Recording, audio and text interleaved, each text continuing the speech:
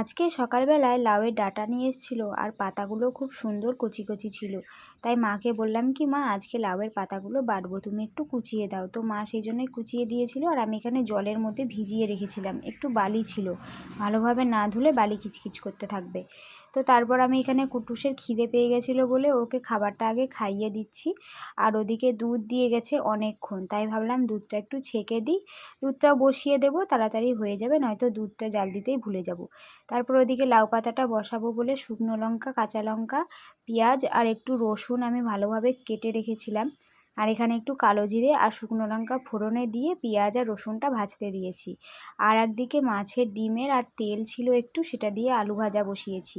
আর ওদিকে আমি শাকটাও দিয়ে দিয়েছি। শাকটা ভালোভাবে নুন হলুদ দিয়ে দেবো, ওটা ভালোভাবে দিয়ে ঢাকা দিয়ে রেখে দেবো যাতে ভালোভাবে সিদ্ধ হয়ে যায়। আর এই রান্নাটা শিখেছিলাম আমি আমার মায়ের কাছ থেকে। তারপরে আমি এখানে নিজে নিজে একদিন করার চেষ্টা করেছিলাম। তো এখানে আমার ভাজাও হয়ে গেছে। আর এই যে আমি বাটছি, আর যে কোনো বাটা কিছু না, আমার শিলনোড়াতেই বেশি ভালো লাগে। আমার মিক্সিতে খুব একটা মনে হয় যেন স্বাদ আসে না। আর এই যে আমার বাটাও হয়ে গেছে, দারুণ সুন্দর হয়েছিল খেতে।